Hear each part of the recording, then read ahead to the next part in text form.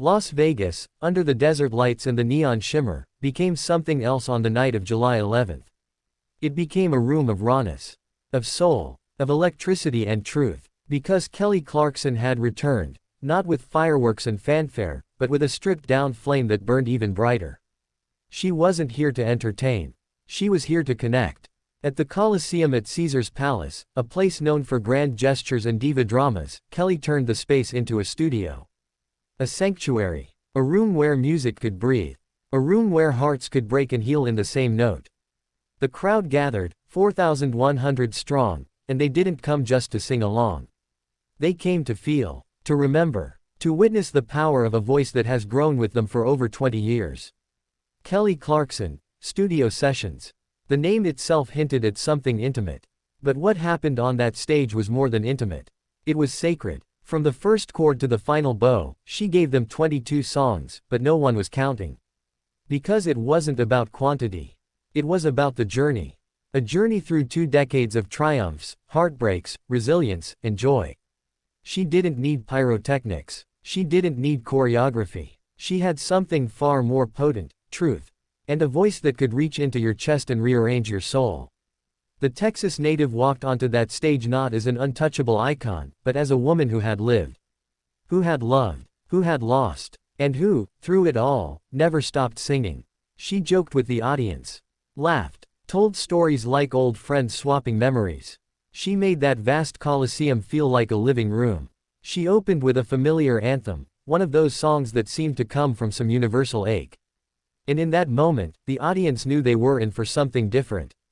Something honest. With every lyric, she reminded us that her songs were more than hits. They were timestamps, journal entries, prayers shouted into the void.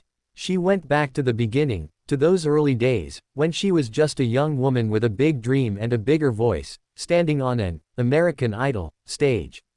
That dream had evolved, grown, gotten bruised, but it never broke. She sang the songs that made her famous. The ones that filled stadiums and won Grammys. But she also sang the quieter ones. The ones that might have never topped charts but changed lives. Because that's who Kelly is. She's not chasing moments. She is the moment. Each note was precise, but never cold. Each run was masterful, but never showy. This wasn't a singer showing off. This was an artist laying bare. There were ballads so still you could hear the crowd breathing. And then there were those explosive, cathartic anthems, the kind that made you want to cry and scream and dance all at once. Breakaway hit different in that room. It wasn't just about leaving a small town anymore. It was about evolution, about transformation, about finding wings in a world that often clips them. Because of You felt heavier now. Wiser, less angry, more reflective. Like she had made peace with the pain, but would never forget it. My life would suck without you, turned into a gospel. A reminder that even messy love leaves echoes worth singing. She weaved newer material from her Chemistry album throughout the night, and those songs didn't just belong. They shined. Proof that her pen still bleeds truth. Proof that her pain still makes poetry. In between songs, she let us in.